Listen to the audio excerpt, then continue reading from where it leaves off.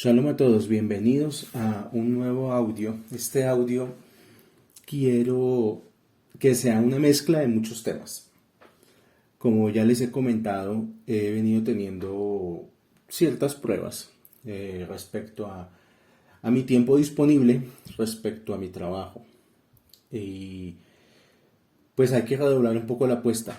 En lugar de pensar en que no va a haber más tiempo para estudiar como antes, lo que quiero en este momento es presionarme y desafiarme a mí mismo hacia el siguiente nivel.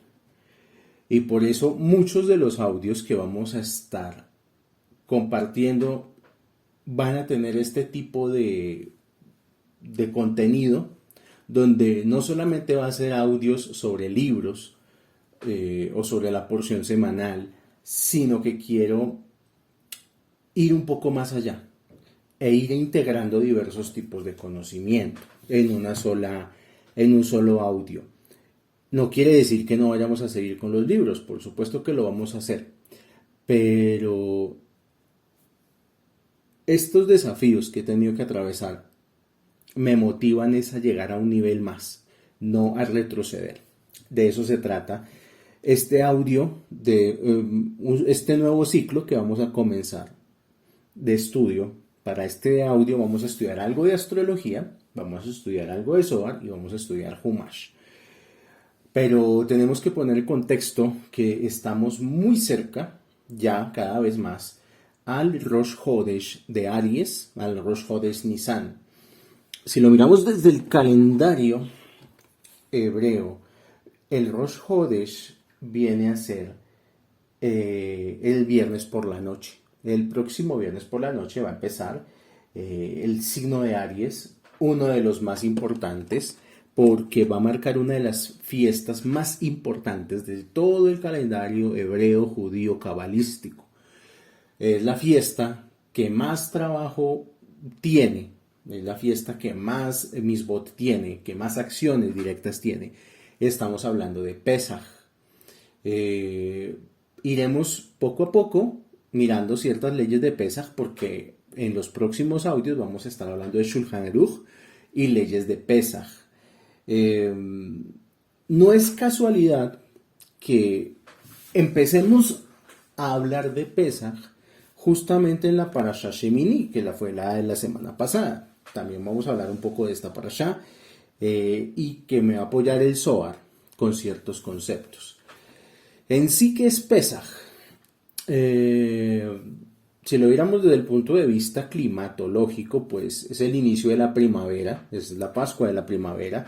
Por eso muchas culturas a lo largo de la historia han querido que su tradición o sus fiestas también coincidan con esto. Muchas veces por eso lo que es la Semana Mayor de los católicos coincide con Pesaj.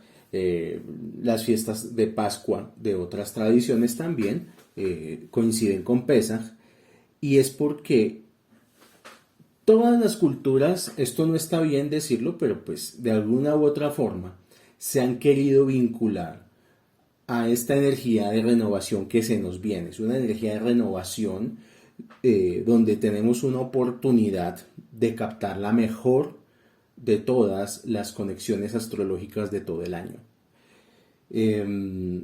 Para nuevos inicios, para nuevos caminos, para ser completamente limpios de toda energía negativa. Debemos recordar que Pesaj conmemora la salida del pueblo hebreo de lo que fue la esclavitud de Egipto. Con el Corban Pesaj, que el Corban Pesaj fue el servicio que se dio la noche antes de la salida del pueblo hebreo de la esclavitud egipcia. Y desde ya tenemos que prepararnos. Si lo miramos desde el punto de vista del calendario, bueno, Pesaj este año cae en Shabbat, porque cae el viernes por la noche. Empieza el 15 de abril y dura hasta el 23 de abril, o sea, pasamos un Shabbat y luego hasta el siguiente Shabbat. Este Pesaj va a ser largo, de una vez les digo, o sea, son 1, 2, 3, 4, 5, 6, 7, 8, 9 días de Pesaj. No es común, pero va a suceder porque vamos a tener 2 Shabbat en medio de la fiesta de Pesaj. Entonces, tenemos de aquí al 15 de abril para empezar, bien sea las personas que puedan conseguir su matzá, que es la galleta cuadrada, que los panes ácimos que se comen en Pesaj. Esto tiene una razón de ser, o sea, no es que se coma matzá por una tradición, como puede ser, por ejemplo, los que comen buñuelos en diciembre. No, la matzá que se prepara de manera kasher tiene una propiedad y es quitar del cuerpo la negatividad que el cuerpo mismo ha venido capturando a lo largo del año. O sea que la matzá va a limpiarnos de toda la negatividad que hemos venido acumulando. Por eso es importante comer matzá. Pero más importante que comer matzá es no comer harinas refinadas, no comer hametz. Hay 2 tipos de tradición dentro del judaísmo, que es la tradición sefardí y la tradición ashkenazim. Entonces, sabemos que hay los 5 granos básicos son la avena, la cebada, el trigo, la espelta. Esos granos son los que configuran todo el hametz. El primer trabajo que tenemos que hacer desde ya, y por eso quiero hacer este audio desde ya, es empezar a desocupar la casa de hametz. O sea, tenemos que empezar a comernos todo lo que tenga que ver con hametz desde ya. Galletas, productos de harina refinada, ponqués, tortas, arepas, etcétera, etcétera, etcétera. Para que vayamos desocupando la casa del hametz. También es una tradición, esto pues es alágico, porque hay muchas personas que les gusta comer matzá durante todo el año, pero durante este periodo de tiempo, a partir de este momento, les es prohibido comer matzá, únicamente hasta que llegue Pesaj. Ya hablaremos posteriormente del Seder de Pesaj, les iré indicando cómo hacerlo y cómo guardar Pesaj cada uno en su hogar de acuerdo a sus posibilidades. Siempre lo he dicho y siempre lo diré, las mitzvot de la Torah son modulares, que significa que son como módulos. Cada persona va a conectar de la manera que puede. Hay personas que tienen la posibilidad de comprarse sus 2 botellas de vino para Pesaj, su matzá para Pesaj, el ceder completo, etcétera, etcétera. Hay personas que no. Hay personas que, por ejemplo, si viven con familiares y los familiares no comparten el judaísmo, que eso es supremamente normal, súper normal. Por lo menos que la habitación donde la persona duerme, que esa habitación esté libre de hametz. Y obviamente no se come hametz durante la semana de Pesaj. La tradición sefardí acepta poder comer arroz, granos, maíz, no lo consideran algo negativo. La tradición ashkenazim es un poco más estricta y la tradición ashkenazim no come ni arroz, ni granos, ni nada, ni maíz, ni arepa, ni nada. O sea, entonces la persona se preguntará, entonces, ¿qué se come durante Pesaj? Básicamente, una buena dieta de Pesaj es carne, verduras y ya, papa, yuca. Eso se puede comer.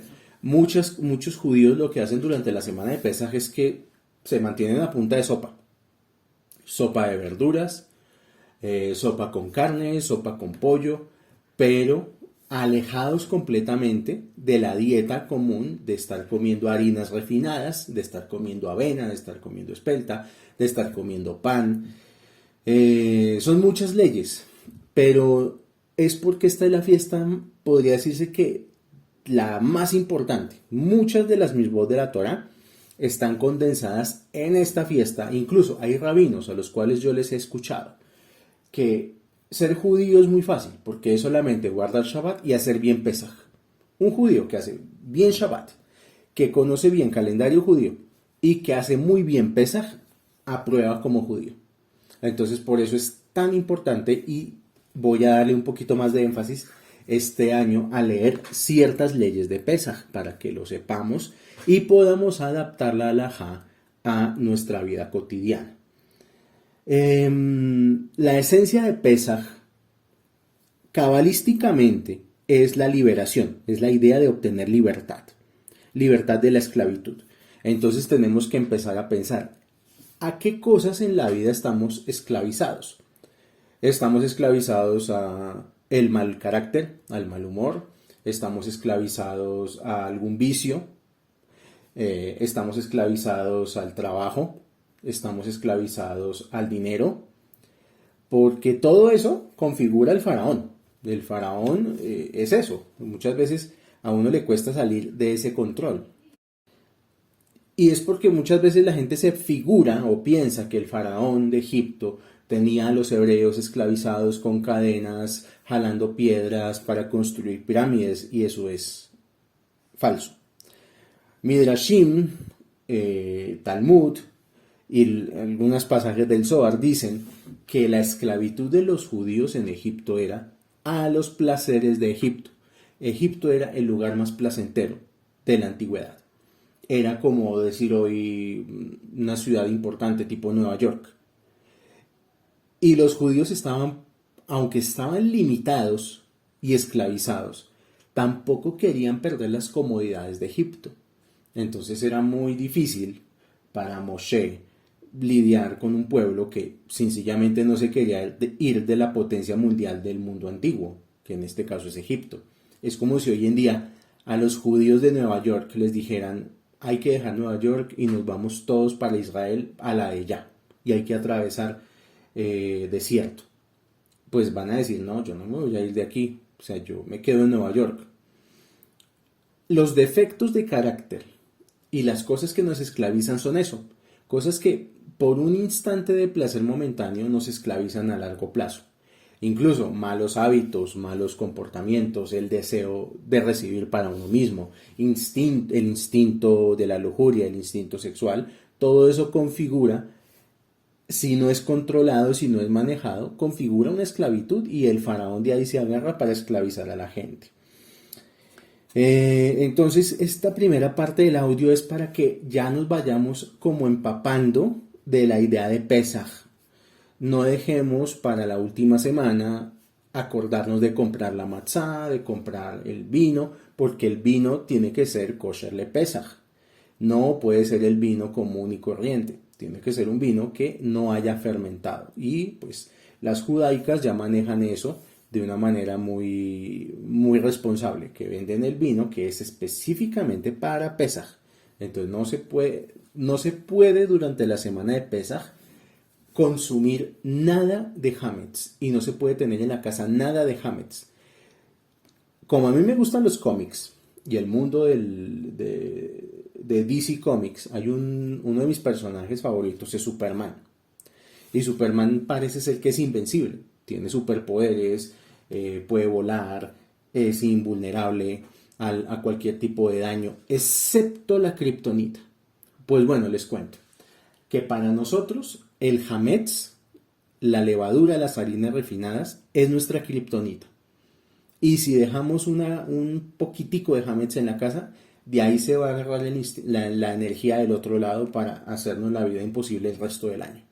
Por eso es tan importante la limpieza de la casa, limpiar profundamente todo, cobijas, almohadas, la ropa. Muchas veces uno hasta guarda galletas o cosas de harina en la maleta.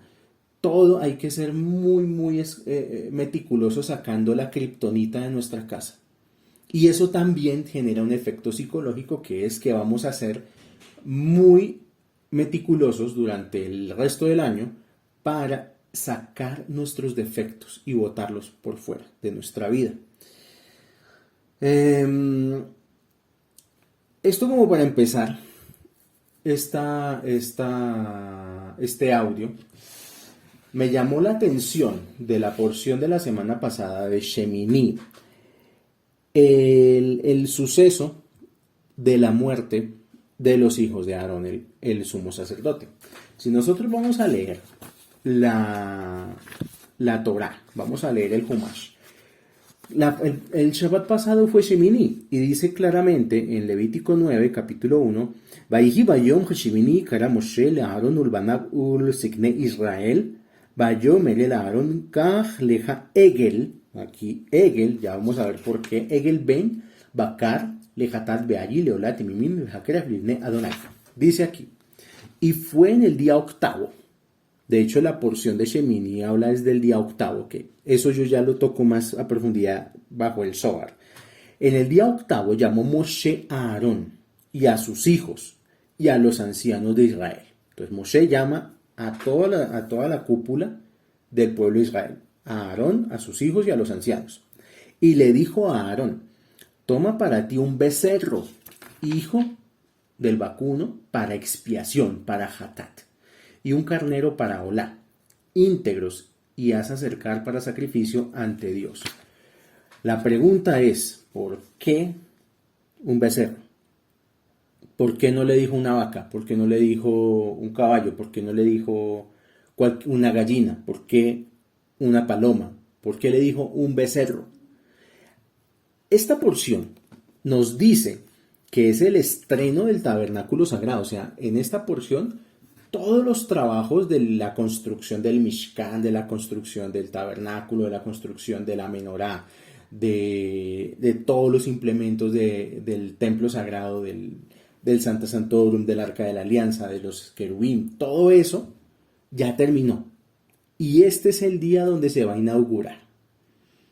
Y lo primero que les dice Moshe a ellos es, vamos a sacrificar un becerro. ¿De dónde viene la idea de sacrificar un becerro?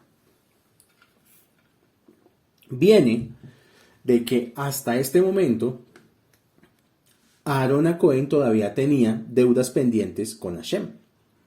Todavía no estaban en paz. Por eso dice que este es un sacrificio de paces, un sacrificio de expiación para estar en paz Aarón con Hashem.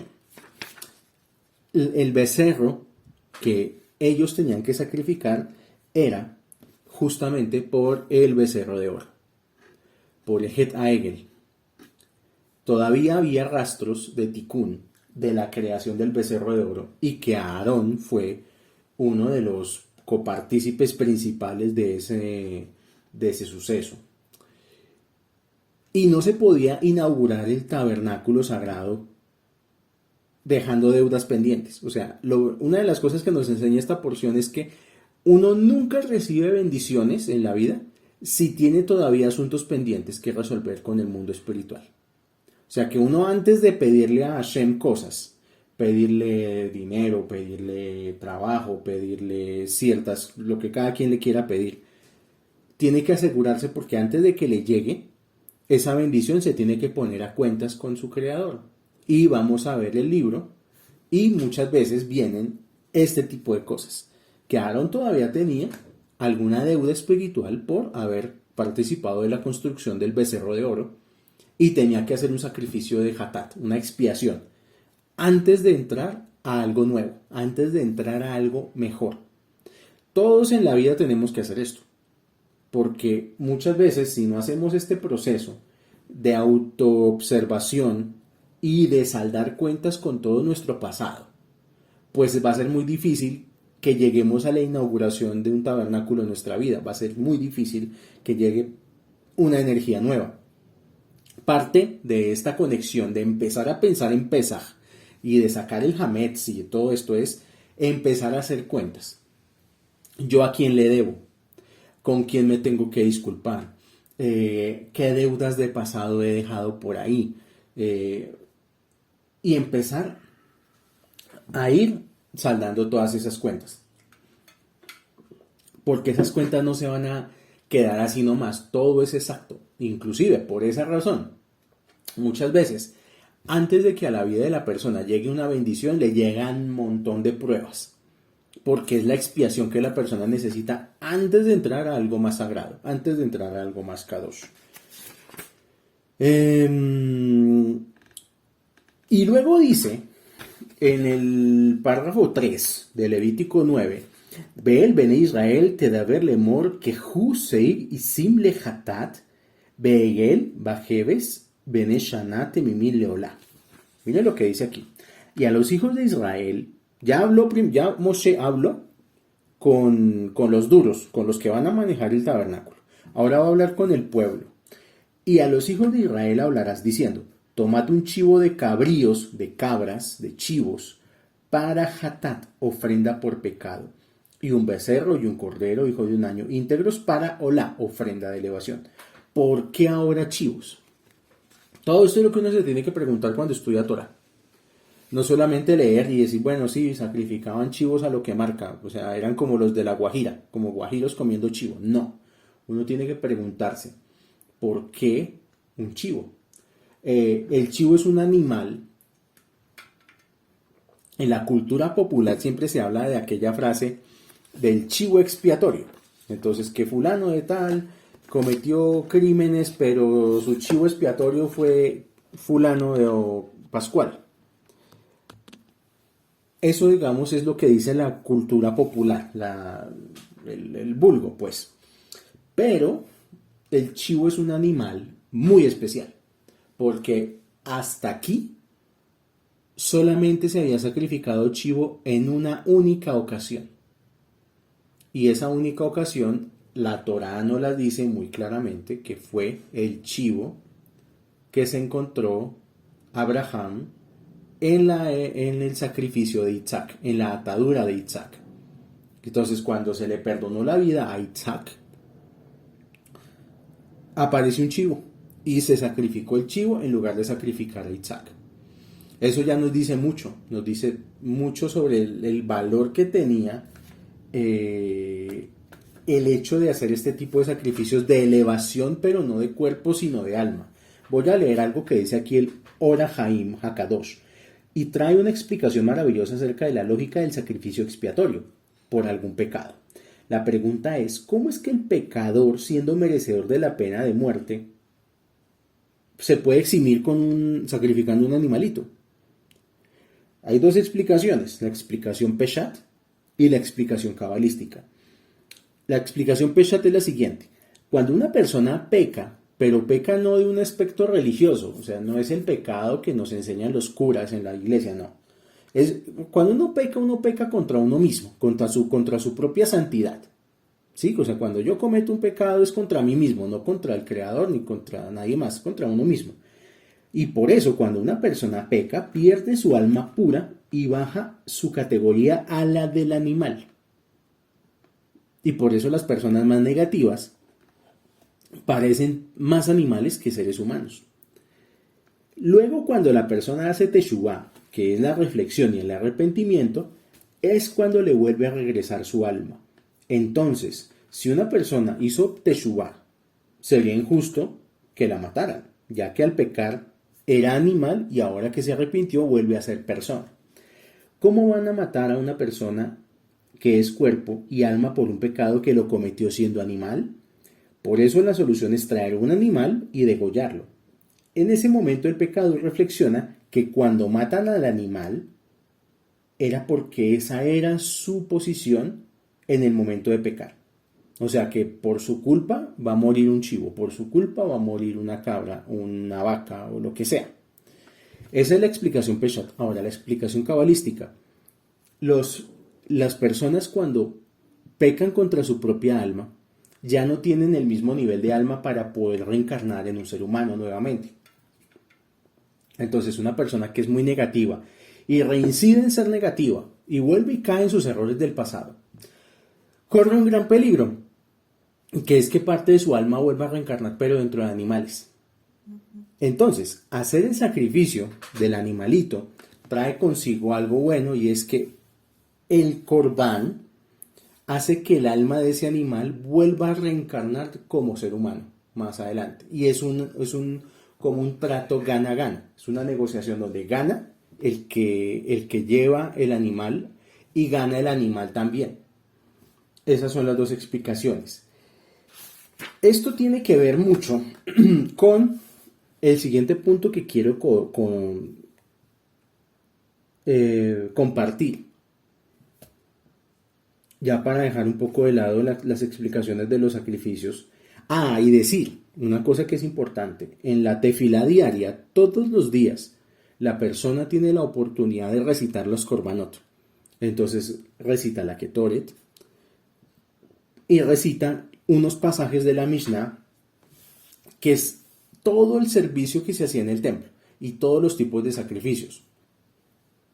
Una persona que hace eso, que recita los sacrificios todos los días en su plegaria matutina en Shaharit, se le cuenta como si ya los hubiera sacrificado para ese día. Entonces es importante por eso rezar todos los días, porque es bueno, sobre todo cuando uno está muy cargado de negatividad, recitar los korbanot y no saltárselos. Pero eso ya hace parte de otra discusión. Solo hay que decir que hoy en día, que no hay templo, que ya no se sacrifican animales y que eso está abolido, ya no es necesario. Y de hecho los que hoy en día sacrifican animales están más ligados a la idolatría, al paganismo, a religiones antiguas, idólatras. Ya hoy en día el pueblo de Israel no necesita hacer eso. Entonces la forma de hacer la expiación es a través de la lectura de los sacrificios. Porque bien lo dice el Talmud, la persona que se ocupa de estudiar las leyes de la Torá tiene por segura su parte en el mundo venidero. Hoy en día ya no necesitamos de algo tan brutal como ir a un templo a sacrificar animales. Hoy en día nuestro nivel de alma ha crecido y ha avanzado. Y hoy en día vale más nuestro poder de la palabra y nuestro poder mental. Y por eso lo más importante en un hogar de una persona que guarda Torah es la plegaria diaria. Hay un tema que a mí me llama mucho la atención de esta porción y es la muerte de los hijos de Aarón, porque ya vimos que Aarón hizo las paces con Dios sacrificando su becerro. Listo, ya. Yo sacrifiqué, Aarón sacrificó el becerro, ya quedó en paz, ya puede entrar a inaugurar el templo. Sin embargo, los dos hijos de Aarón mueren, dos de sus 4 hijos mueren en esta porción, Nadab y Abiú. Aarón a Cohen tenía 4 hijos, se llamaban Nadab, Abijú, Elazar e Itamar, y los 2 mayores se llamaban Nadab y Abiú. Ellos eran sadiquim de nivel espiritual muy alto, a tal grado que superaban en cierta forma el nivel de los propios Moshe y Aarón. El día de la inauguración del Mishkan, ellos se sintieron dignos de entrar al lugar más sagrado sin autorización divina y sin la preparación adecuada, y por esto cayeron fulminantemente incinerados. Hay varias opiniones acerca de cuál fue exactamente el error. Entonces, imagínense, los hijos, los que iban a ser los herederos, los que traían el mayor poder espiritual, Nadab y Abiú, sadiquim, justos, poderosos, puros, el primer día de la inauguración del templo mueren.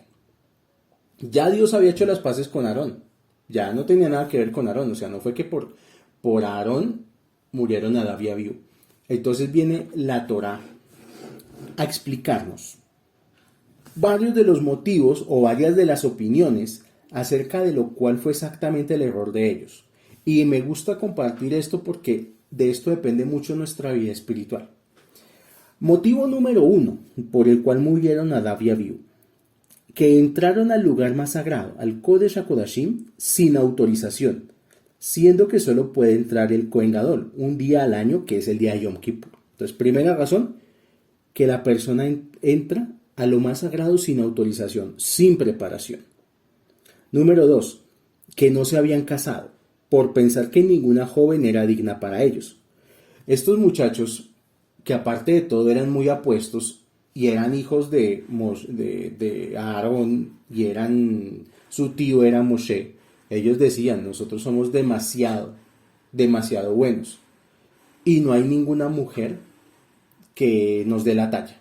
Ese era el pensamiento de ellos y rechazaban constantemente las pretendientes que tenían. Para eso hay que leer un poquito el Zohar. Vamos a combinar este estudio con algo de Zohar. En el Zohar de Shemini, en el capítulo 1, que dice, Rav Yitzhak dice que los hijos de Israel fueron bendecidos porque Dios les dio la Torá y que el hombre fue creado por medio de la Torá. Rav Hillá dice que la Torá escrita y la Torá oral representan al hombre en el mundo. Rav Shimon dice como la letra Bet. ¿Por qué la letra Bet? Porque es la letra inicial de la Torá. Muestra la letra Bet cómo la Torá está abierta para recibir a una persona y se une con él en un lado. Pero si él se va por el otro camino, este tiene un lado cerrado. Entonces, para eso es importante que vayan a Google y busquen el alfabeto hebreo y vean cómo es la letra Bet. Hay más discusión del significado interno de la Bet.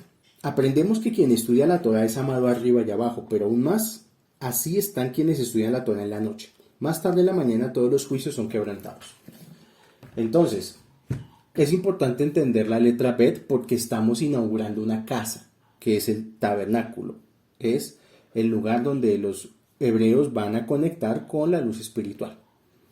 La letra Bet tiene una forma como una letra C, pero invertida y de ángulos rectos.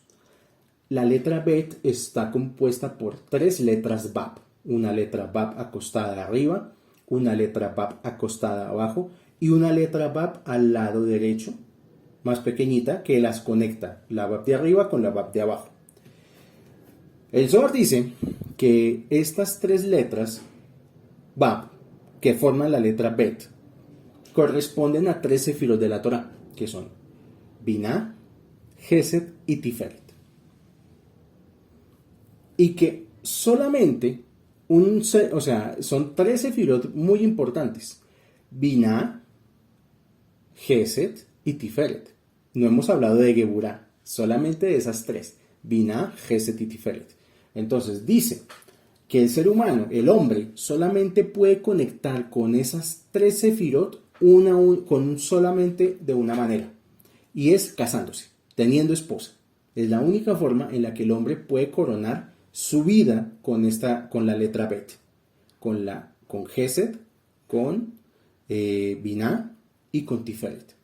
Y Geburah somos los propios hombres. O sea, la pregunta sería, y bueno, ¿dónde queda Geburah? Geburah es el hombre. El hombre está destinado a luchar por tener esposa, por sustentar su hogar, por dar lo mejor para su familia. Por eso el hombre funciona como Geburah.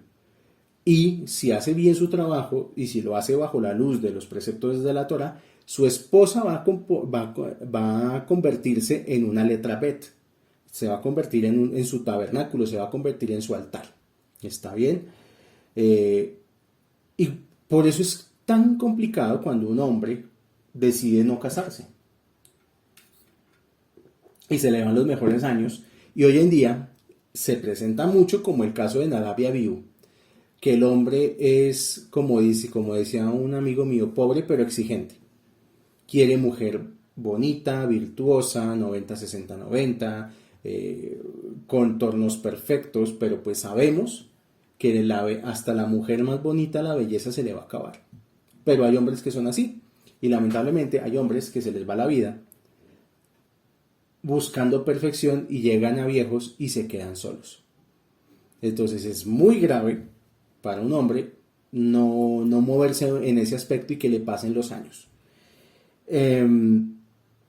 Porque no conecta con el mundo superior. En la espiritualidad de la Torah ya hemos visto que no es tanto llegar a estados místicos, llegar a estados elevados, sino hacer acciones en este mundo que se vean reflejadas luego en bendiciones en este mundo. ¿Está bien? Entonces ahí tenemos otra de las razones. Otra de las razones, número 3, por las cuales Nadab y Abiú fueron fulminados y murieron: que tomaron vino y entraron al santuario embriagados, cosa que es prohibida por la Torah. A mí me pasaron hace poco un video de una persona un argentino que está en Israel hace muchos años. Y pues yo les hice un audio sobre Purim. Creo que en ese audio yo les comentaba que yo no estoy personalmente de acuerdo con emborracharse, con perder el juicio con el vino, con la cerveza, con el aguardiente. No juzgo a la persona que lo hace, pero no está bien. Para mí por lo menos no está bien. Y menos con motivos espirituales, con motivos religiosos. Porque pues bueno, la persona que no pertenece a Torah y se emborracha, pues bueno, allá él y su conciencia.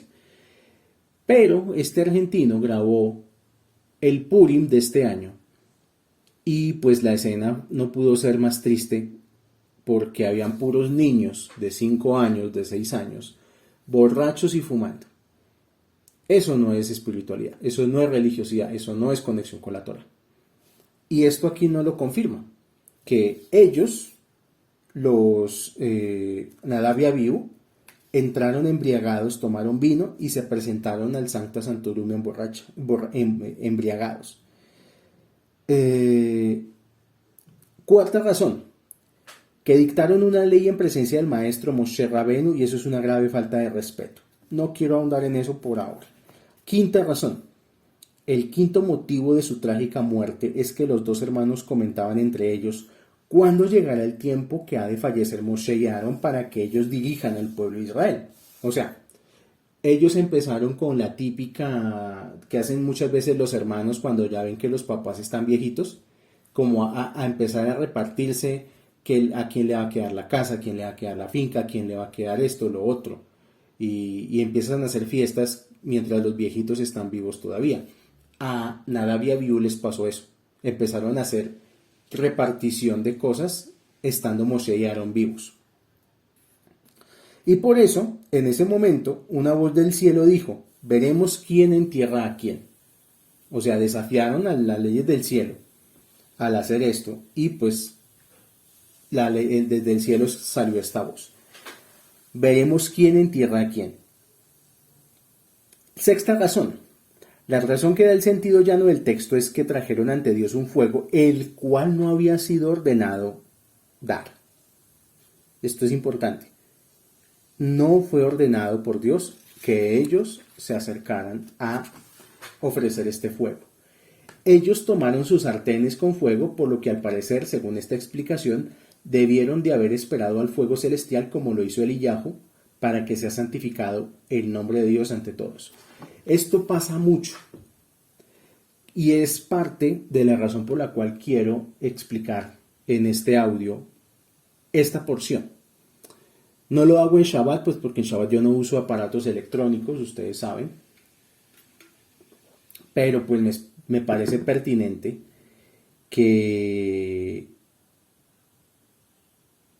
se dé esta explicación. Cuando se inauguró el templo, cuando se inauguró el Mishkan, cuando se inauguró el tabernáculo, obviamente hubo una fiesta y todos tenían la sensación en el pueblo de Israel que ya había llegado la era de la redención final, porque ya habían salido de Egipto, habían pasado por un montón de pruebas, cruzaron el Mar Rojo, luego escucharon la Torá en el monte Sinaí, etcétera, etcétera, construyeron el tabernáculo, pues dijeron ya llegó la redención. Y ellos pensaron, equivocadamente, que ya como ya todo está bien, como ya llegó la redención, vamos a ofrecer un incienso en un tiempo inadecuado. A muchos maestros les pasa eso hoy en día, que se dejan llevar por su propia sabiduría y creen que ya saben más que todos. En la historia del judaísmo incluso ha habido rabinos que se han proclamado ser el Mashiach y eso nunca terminó bien.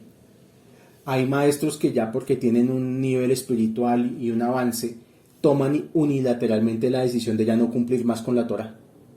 Yo he visto esos casos de personas que dicen no, es que yo ya no guardo Shabbat porque yo ya superé Shabbat. No, es que el Shabbat es para las personas que sufren estando en Shabbat. Y cuando ya uno no sufre en Shabbat es porque ya no necesita hacer más Shabbat.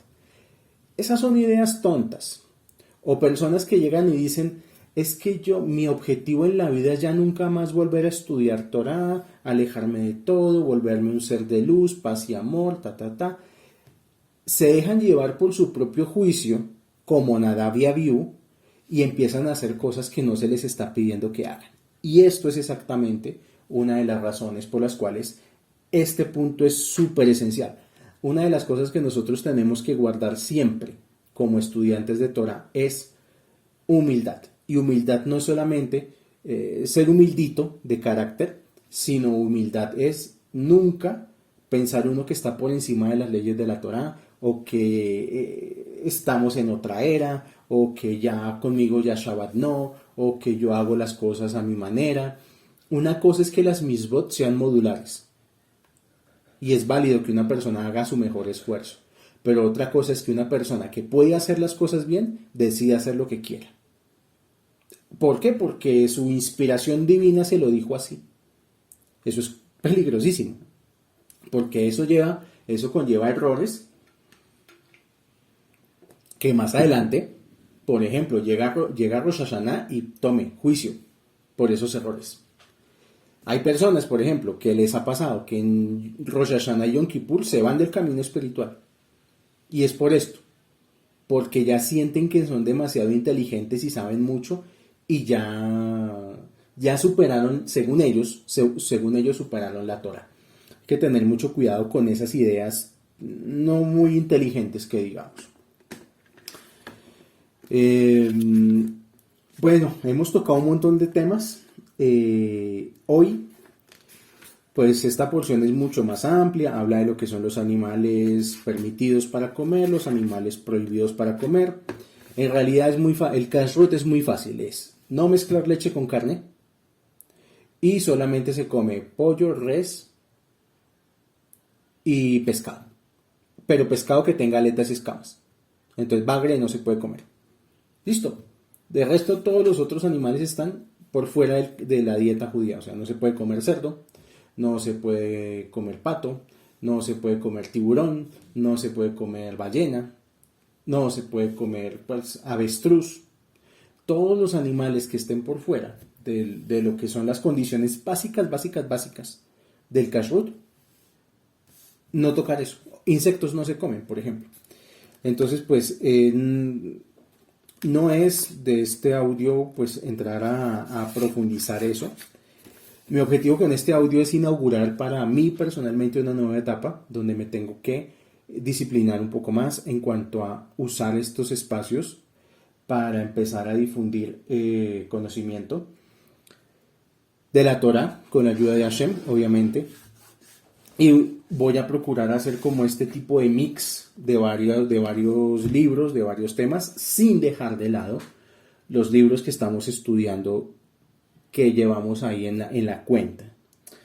Entonces, hay que prepararnos para Pesach desde ya. Si pueden, tienen cómo, vayan comprando las cositas para Pesach, o poco a poco, pero no se esperen a la semana del 10 de abril a estar ya corriendo porque ya llegó Pesach y no tiene nada, porque seguramente para el 10 de abril ya no va a haber nada. En el mundo judío esto es así. Si la persona se espera hasta la última semana para comprar sus cosas para Pesach, ya no encuentra qué comprar. Cualquier pregunta, cualquier duda, inquietud es muy bien recibida. Les deseo que tengan una excelente semana con Refuah Shelema, Parnasá, Atzlajá y muchas bendiciones. Shalom, shalom para todos y feliz inicio de preparación para Pesach.